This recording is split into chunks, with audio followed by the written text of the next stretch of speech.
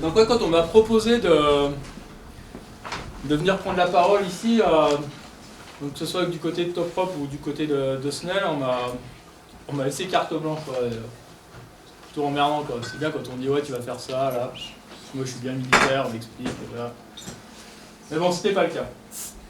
Et donc je me suis bien demandé de quoi je pourrais vous parler là, pendant un petit moment. Et en fait, ça m'est revenu une sorte d'exposé machin que j'ai fait il y a quelques années, où je montrais vraiment consciencieusement là, toutes les voies que j'avais fait, enfin pas toutes, hein. Enfin, je pourrais les faire toutes, ça prendrait pas beaucoup de temps non plus. Mais les endroits où j'avais grimpé qui m'avaient plu, en rive gauche d'Argentière, au Dru, au Joras. Et ça avait duré, mais je sais pas, 2 heures, 2 heures et demie. Et à la fin, je regardais les diapos et même moi j'étais saoulé, là, je voyais toujours des piolets, des fissures, du dévers. Je trouvais que ça n'avait pas vraiment d'intérêt. Et ça avait été assez bien repris en fait par une personne qui assistait à ça, en me disant ouais, vous les alpinistes, vous expliquez assez facilement comment vous pratiquez l'alpinisme, mais rarement pourquoi vous faites de l'alpinisme. C'est vrai que face à ça, il y a un peu les réponses qu'on connaît tous, on grimpe les montagnes parce qu'elles sont là, ou c'est vraiment trop beau quand on est là-haut. Mais moi en fait c'est pas vraiment ça que... C'est pas ça mon... Je me rends compte, c'est pas forcément ça en tout cas ma motivation. Parce que c'est vrai que si on me plantait au milieu de, je sais pas, de la face sud de la Napurna, j'aurais pas forcément envie de grimper en haut, hein, cherchant un peu qu'il y ait quand même d'autres choses qui me donnent l'envie de faire de la montagne. Enfin, de gravir certaines montagnes. Et en fait, en me retournant là, c'est l'avantage quand t'es vieux, quand t'as 47 ans, là, ça fait quelques années que t'es piolet, quand je vois un peu ma progression, ça a toujours été guidé un peu, bon pas au début, parce qu'au début, ben ouais, bien Chamonix, on veut devenir guide, du coup on n'a pas trop le choix, on doit faire la liste de courses. Du coup, tout le monde regarde ce qu'ils font pas de montagne, ils font la liste de courses. C'est hyper passionnant, quoi, avec coach.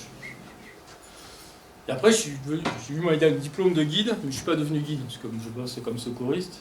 Du coup, là, de nouveau, j'avais pas la pression ou les envies de mes clients à satisfaire, aller où eux voulaient aller, et pas vraiment moi. Et donc, c'est arrivé petit à petit avec le dry cooling, avec le fait de revenir travailler ici à Chamonix là, depuis les années 2000. En fait, j'ai quand même cette fibre en fait pour le... J'aime bien grimper avec des piolets, du coup il fallait que je trouve le support qui aille avec ça. Et donc dans un premier temps, c'est une démarche qu'on a eue avec Corrado, c'était, on cherchait plutôt les voies qui étaient faites par les anciens en artif. Et donc de fait, si eux étaient passés en pitonnant, nous avec nos piolets et nos doubles jeux de camalo, normalement ça devait pas trop mal se passer. Et donc on a pu faire quelques lignes comme ça en fait en relisant les très vieux topos et trouver des voies vraiment sympas. Et après ça finalement je me suis dit mais pourquoi pas aller où toi t'as envie d'aller, parce que c'est quand même l'avantage de la montagne, c'est qu'il n'y a pas un gendarme qui dit ouais putain va pas là, prends à droite, à gauche, ou pas une corde qui dit non. Là, vous sortez du magasin, bon, voilà, c'est un peu mort et fini, mais voilà, toutes ces montagnes, on peut y aller quand on veut, où on veut. C'est vraiment un espace complet de liberté. Enfin, plus sur Chamonix que sur Chagervais, mais en tout cas, ici, on est pas mal. On peut vraiment aller où on veut. Et en fait, c'est à force de regarder les montagnes à longueur d'année, parce que c'est vrai que les montagnes, elles changent tout le temps. Suivant l'heure de la journée, suivant les saisons, suivant l'éclairage. Elles ressortent jamais les phases. Elles ressortent jamais de la même façon les phases. Et comme ça, il y a des bouts de lignes qui apparaissent là. Je reprends l'exemple de la voie qu'on a ouverte en face nord de l'aiguille l'année dernière. C'était un soir, je rentrais de la salle des Ouches et je vois cette espèce de face raide là sous l'arrivée de l'aiguille là, avec un dièle, une grande zone d'ombre, et c'est vrai que ça m'interroge. Je me dis ouais tiens là, ça a l'air chouette là-haut, sûrement des trucs à faire. Puis là du coup je regardais un peu les topos, bon rapidement je trouve pas grand chose, mais bon il y avait cette portion, ça avait l'air de faire 150 mètres, donc pas de quoi se motiver pour faire 1000 mètres de face. Et comme souvent, en fait, je mets dans une petite case là, de mon cerveau vide. Et en fait, j'ai toutes ces cases là, j'ai bah, des endroits dans le Pay, dans les pèlerins, dans l'aiguille du plan, des petites portions de montagne, je me dis, ouais, là, ce serait cool d'y grimper. Mais comme je dis, ouais, il faut vraiment que la ligne elle soit complète. Et souvent, bah, ça va être une autre saison, ça va être une autre heure. Et là, c'est ce qui s'est passé en fait pour la voie dans l'aiguille. Je sais pas, j'étais vers les Pecs par là-bas, et là, donc avec une autre orientation, j'ai vu le bas de la face. C'était une sorte de grande cheminée diète, toute noirâtre. Pas forcément trop intéressant à premier abord. Mais en regardant mieux au jumelle, je dis voilà, il y a sûrement un truc à faire. Et à partir de là, voilà, le travail d'imagination il s'était fait. J'avais trouvé de quoi vraiment aiguillonner ma curiosité avec ces deux crux entre guillemets. Et il restait plus qu'à les rabouter. Donc là, après, il y a une autre démarche. C'est comment dire ouais, dans la construction de ces voies. Et comme je vous l'ai dit précédemment, moi, il y a quelque chose qui me motive, il faut que je pousse mes limites. Faut pas que je pousse mes limites, ça va, j'ai 47 ans, je suis père de 3 enfants, je vais pas aller grimper des séracs. Mais il faut que je sente que quand je vais en montagne, il faut que on dit vulgairement que je me sorte un peu les doigts. Il faut que ce soit... Ouais, voilà, que ce soit exigeant pour moi, quoi. Et donc mes itinéraires aussi, je les construis comme ça. Il y a ces parcelles de montagne qui m'intéressent, mais il faut que ces parcelles de montagne, eh bien, en fait, elles offrent des portions de grimpe, en tout cas qui soient suffisamment raides pour que quand j'aille grimper, quand je passe ma journée de grimpe, alors je me dis ouais, ça c'est cool ce que je vais faire aujourd'hui, quoi. Et pour ça, parce que c'est bien de se dire ouais, je vais faire un truc super dur, à dire à David ouais, tu viendras me filmer là, on va faire un truc extrême tous les deux. Enfin, non, si on avec David, c'est jamais extrême en fait. C'est compliqué pour le leader, mais c'est qu'il faut s'entraîner, quoi. C'est pas peut pas être et avoir été, quoi. Du coup, c'est vrai que c'est quelque chose d'assez exigeant, mais je trouve que c'est quand même vraiment ça le moteur de la vie au quotidien à Chamonix. C'est de dire ouais, tous les jours on peut faire quelque chose de beau, quoi. On peut aller l'été, on peut aller grimper en face sud de l'aiguille, on peut même aller se faire, passer au pire, remonter une piste aux Ouches. Mais tous les jours on peut faire des choses, des activités extérieures et qui font bah ouais, que votre journée au début c'était pas trop dément. Et finalement juste d'être s'être retrouvé dehors, bah c'est sympa. Parce qu'on voit pas ça comme un entraînement, là c'est pareil. Souvent des gens ils disent ouais, moi je m'entraîne. C'est pas. Enfin, à mon sens, c'est dommage de prendre ça comme de l'entraînement, parce que, à moins d'être un athlète avec un planning, à se dire ouais, elle a bien fait ça, là, tac, tac, tac. La plupart des gens, ouais, on a notre passion, la montagne, et puis on essaie de faire de notre mieux pour quand y aller, que ça se passe pas trop mal. Donc voilà, ouais, cet entraînement, ça c'est aussi un peu dans mes lignes de vie, c'est quelque chose que j'essaye de faire au plus souvent, et de façon la plus variée. Et bonjour. Bah, allez-y, en fait.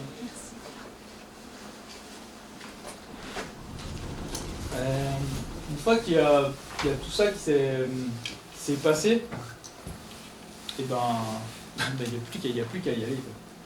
Et là, on approche en fait du jour J entre guillemets. Et là, moi c'est la pire phase en fait avant que je fasse en montagne, c'est la phase de doute. Moi, j'ai vraiment peur de tout quand je vais en montagne.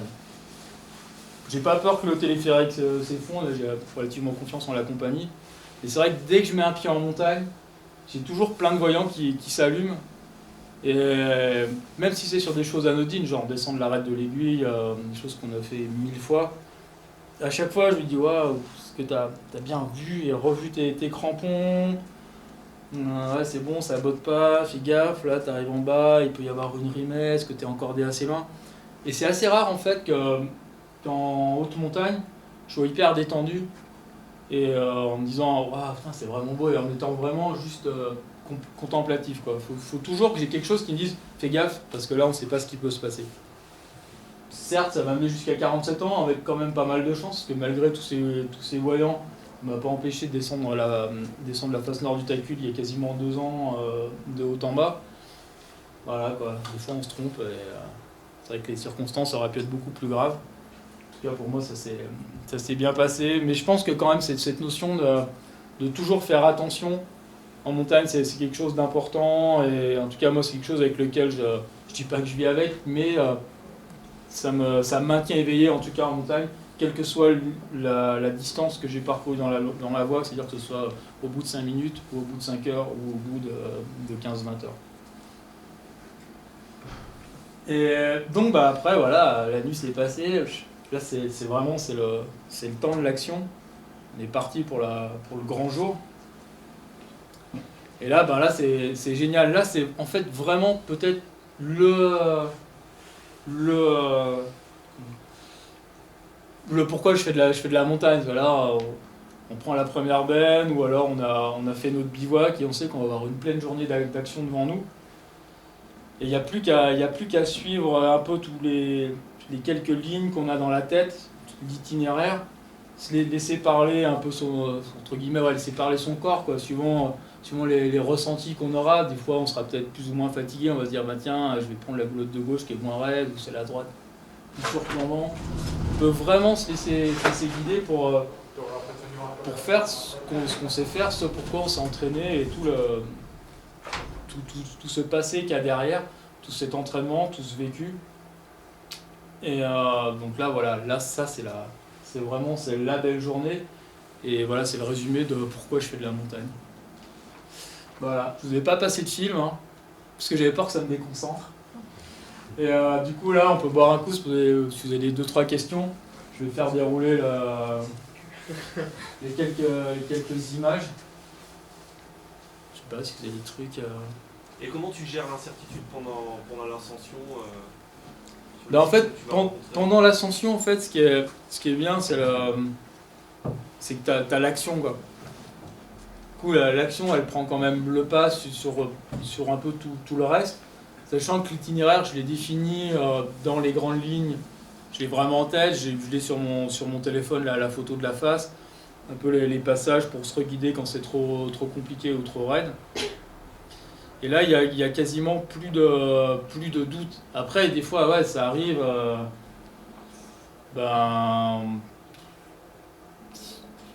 Moi, tu vois, ça m'est arrivé, j'ai vécu ça à la voie des guides Audru, où on bourrait, on voulait faire la voie. Enfin, moi, je me dis, tiens, on pourrait la faire à la journée. Et puis, t'arrives le soir, la nuit tombe. Et là, moi, c'est vrai que j'étais perdu, quoi. Tu vois, l'itinéraire, ça foirait. Il n'y a rien qui marche. Donc là, c'est plus compliqué. C'est peut-être suite à ça, en fait, que je me suis redirigé vers des ascensions qui étaient un peu plus courtes, où j'arrivais mieux à gérer un peu, toi, l'intégralité des émotions. Et c'est un peu une question d'essai et d'erreur, quoi. Du coup, là, moi, je me suis rendu compte que ces 1000 mètres des Dreux, c'était beaucoup trop haut pour moi.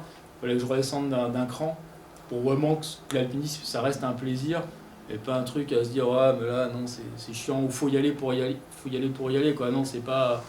On choisit d'aller en montagne, quoi, à partir du moment où j'ai pas envie de manquer de mourir à chaque moment. Donc j'essaye de tout contrôler. Et quand tu contrôles pas, il y a un truc efficace ici, ça s'appelle le PGHM. Nous, ça nous fait plaisir, comme secouristes, d'aller chercher des gens qui sont n'importe où. Non, on peut pas compter là-dessus. Mais je pense que c'est aussi ce qui aide à pousser le bouchon ici. C'est qu'on sait qu'on a tout ce système autour de nous, qu'on n'est jamais tout seul dans une montagne, même si tu n'as pas forcément l'hélico. Il y a toujours des gens qui te voient de loin, tu peux appeler, te faire guider. Et ça aide à passer, en tout cas moi, ça m'aide à passer par-delà ces incertitudes.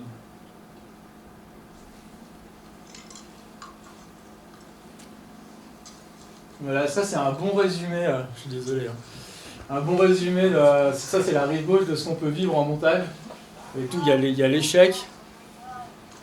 Là, quand on a ouvert cette voie, c'est pas des phases très longues, ça fait à peine 100 mètres. Et quand on l'a fait, je crois que tu t'étais luxé l'épaule, parce que tu t'étais vraiment abîmé l'épaule. Ouais. Du coup, il n'y avait plus moyen de grimper, et puis il ne pouvait plus grimper. La phase c'était délicat là, pour ce bout de crux.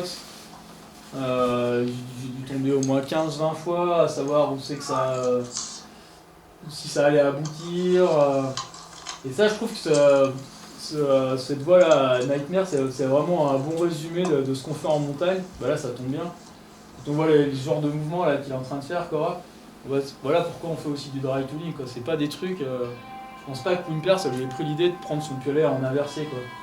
Alors que voilà, quand on a tout ce passif de dry, et ben ça aide à bien parcourir les étapes. Ça c'est quelque chose qu'on a fait il y a quelques années. On a voulu enchaîner trois voies mixtes dans la Braille Langfou là vers Kandersteg. Et là ouais, moi je prends ça pareil plus que pour de l'entraînement à la montagne. Parce que ça reste quand même toujours ça, moi, ce qui me guide. C'est ce que je vais pouvoir faire en montagne. Faire des trucs comme ça, c'est sympa. Les crocs, c'est sur des speeds, sur des pitons. Il n'y a qu'à suivre la ligne, les topos, les voiles, elles ont été faites 20 fois. Mais ça fait partie de ces entraînements où il faut y aller là. Et quand on se dit, on va essayer d'enchaîner ces 3 voies, on n'avait absolument aucune idée de combien de temps ça allait nous prendre. Peut-être qu'au bout de 2 mois, on en aurait marre, on voudrait arrêter. Et finalement, ça a super bien roulé, parce qu'au milieu d'après-midi, on avait fini l'enchaînement de ces 3 lignes. Là, du coup, on est retourné après. C'était pareil, j'avais pas envie d'être embêté pendant qu'on le faisait. Donc là, on reste vraiment dans du bon trad, hein, même si les pitons sont en place, le rocher, c'est ultra pourri. Et là, avant qu'on a commencé à travailler la voie, il y avait 3 points pour protéger le passage. Et à force de tomber, on était obligé de mettre un camelo pour... Tout le reste était tombé. Voilà, bon du coup on peut continuer de regarder les images. On a amené du reblochon, du fromage et des bières encore si vous voulez. En tout cas, merci de votre attention, hein. C'était cool d'être là.